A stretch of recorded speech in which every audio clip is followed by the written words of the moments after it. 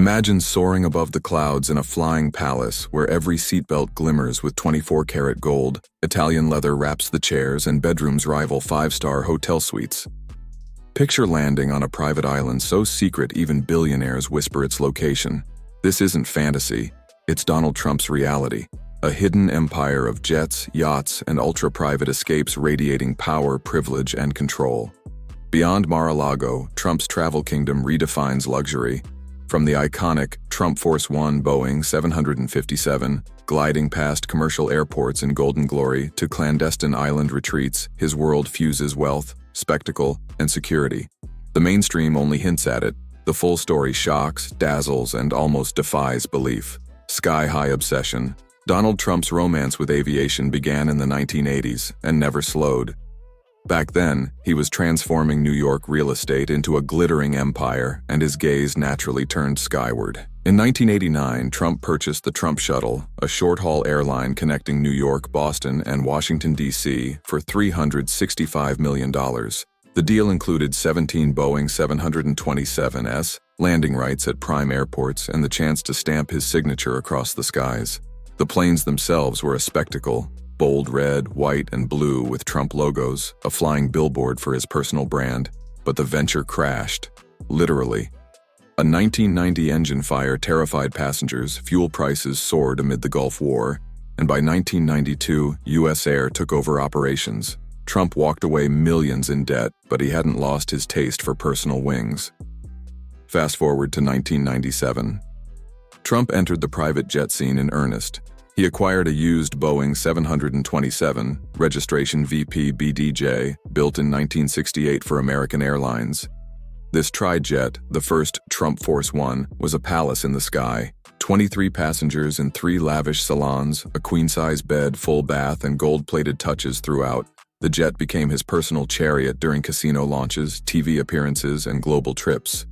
Though the fuselage eventually was cut into souvenir keychains, the legend of the plane endured. By 2011, Trump upgraded dramatically. He purchased a 1991 Boeing 757-200 from Microsoft co-founder Paul Allen, reportedly for $100 million. Registered N757AF and powered by twin Rolls-Royce RB211 engines, the jet cruises at 982 kilometers per h with a 7,600 kilometers range, enough to fly nonstop from New York to London. Inside, it's nothing short of a flying palace. Italian leather seats embroidered with the Trump crest, gold-plated seatbelts, faucets, and door handles, mood lighting that sets a presidential tone. The jet houses a gourmet dining area, conference space, 3 bathrooms, 1 with a shower, a guest room with convertible couches, and a master bedroom for mid-flight naps. Entertainment, a theater-quality AV system, food prep, a galley rivaling top-tier restaurants. Seating is limited to just 43, transforming a 239-passenger plane into a sky lounge of exclusivity. Trump christened it Trump Force One in homage to Air Force One, turning each flight into a spectacle, from campaign tours to court appearances in Miami and Washington, D.C. Even minor incidents like clipping another plane while taxiing in 2024 only add to its lore. Trump's aerial collection doesn't stop there. 3 Sikorsky S-76 helicopters ferry him across short distances from Palm Beach to Mar-a-Lago and golf resorts. A Cessna Citation X, once the fastest business jet globally, joined the fleet in 1997 for domestic trips, though it was sold in 2024 amid legal entanglements. Annual maintenance? Millions, critics note, with environmentalists decrying the carbon footprint. Yet Trump defends the fleet as efficiency for a relentless schedule. Even as of 2025, his fleet is leaner, 757 and helicopters dominate. But the sky empire persists. During his first term, records show over 500 flights blending presidential duties with personal business. Whispers also surround a possible Qatar-gifted Boeing 747-8 flying palace, valued at $400 million, with gold interiors and leather suites, a temporary presidential plane and later a mobile library. For Trump, travel is more than movement. It's an assertion of status, influence, and spectacle. Yachts of gold. If the sky is Trump's playground, the sea has been his stage for extravagance. Consider the Trump Princess, a 282-foot super yacht purchased in 1988 for $29 million from Brunei's Sultan, who had previously acquired it from arms dealer Adnan Khashoggi for $25 million. Built in 1980 by Italy's Benetti Yard, the yacht, originally named Nabila, was iconic, even appearing in a James Bond film as a villain's lair. Trump renamed it Trump Princess and sank $10 million into refits. It became a floating palace, sun-deck pool, cinema, disco, sauna, elevator spanning 5 decks, and a helipad marked with a giant T. The owner's suite featured onyx bathtubs, gold fixtures, king-sized beds, and tortoiseshell ceilings. The yacht could host 400 guests, with 6 kitchens, patisseries, bars, an 800-book library, and secret passageways for rapid movement. High society flocked aboard, A-listers, politicians, and international figures. Cruises stretched across the Mediterranean and Atlantic. Yet, financial pressures struck. Trump sold the yacht in 1991 for $20 million to Saudi Prince Al-Walid bin Talal, who renamed it Kingdom 5 KR. Its legacy lingers in rumors, even in 2024, when a $115 million vessel was speculated for seizure in fraud suits, though it was never his.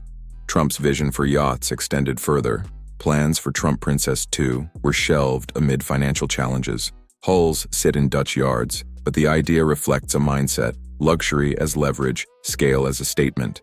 Even without a current personal yacht, Trump charters and uses maritime prestige to bolster his brand. Forbidden Shores. No story of Trump travel escapes Mar-a-Lago, the 17-acre Palm Beach estate purchased in 1985 for $10 million. Stretching from ocean to lagoon, sea to lake, the property serves as club, residence, and winter White House. Trump added a spa, tennis courts, croquet lawns, a ballroom, and a private beach club. Over 100 world leaders from Xi Jinping to Shinzo Abe have visited. Family quarters remain private and heavily guarded, yet shadows exist. Jeffrey Epstein, the disgraced financier, was a Palm Beach acquaintance in the 1990s. Photos capture Epstein and Trump together in the 90s, often with Melania or other guests. Trump flew Epstein's private jet on 7 occasions, family trips included, but no official logs suggest visits to Epstein's infamous Little St. James Island. By the early 2000s, Trump had banned Epstein from Mar-a-Lago, reportedly for inappropriate behavior toward members' children or staff. Statements and memoirs from Virginia Giuffre, who died in 2025, do not implicate Trump personally. Beyond controversy, Trump's island portfolio extends legitimately. Ivanka and Jared Kushner acquired Albania's Sazan Island, a 400-acre former Cold War base with bunkers. Plans include ultra-luxury villas, spas, and eco-retreats, blending exclusivity with strategic value. Family vacations continue worldwide. Private villas in Belize, secluded Bahamian beaches, Aspen ski resorts, and Hawaii's Four Seasons Hualalai. Ireland's Doonbeg Resort also hosts private ocean view suites, combining leisure and high-end branding, the untold cost.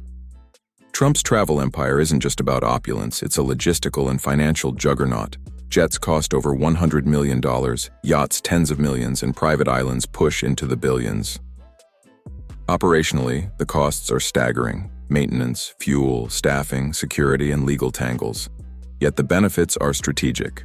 Private air travel allows uninterrupted negotiation, networking, and safety. Mar-a-Lago and islands shield him from media scrutiny while projecting influence. Mainstream reporting often misses the full picture. Yacht refits, bans on dubious associates, and island security measures remain obscured, but FAA logs, court documents, and real estate records confirm the scale. Trump's empire blends personal branding with raw luxury, every move curated, every flight a statement. From 727 shuttle flights to 757 and potential 747, 8 acquisitions from the Trump Princess to modern-day charters, the message is clear. Trump transforms motion into mogul magic. His travel life merges showmanship, strategy, and spectacle in a way few can imagine, let alone replicate. Sky, sea, and secrets. Every journey Donald Trump takes is more than a trip. It's a spectacle, a masterclass in visibility, privacy, and power. Each jet that pierces the clouds, every helicopter that hovers above the crowd, and each yacht that glides through the water broadcasts dominance. But beneath the glittering exterior lies strategy. Landing at private airstrips, slipping into Mar-a-Lago unnoticed, or vacationing on ultra-secure islands, moves designed to protect, intimidate, and impress all at once. Above the clouds, Trump is untouchable. Gold-plated seats, plush suites, and champagne-ready lounges aren't mere luxury. They are stages where deals are struck mid-flight, networks strengthened, and influence projected. The sky is his theater. Every mile traveled sends a message: wealth, power, and isolation intertwined. At sea, the spectacle continues. Trump's yachts become floating empires, hosting celebrities, global leaders, and business moguls, each gathering reinforcing his aura of untouchable authority. On land, properties like Mar-a-Lago, Doonbeg, and Sazan aren't just retreats. They are monuments to exclusivity and personal branding, each detail curated to amplify prestige and control.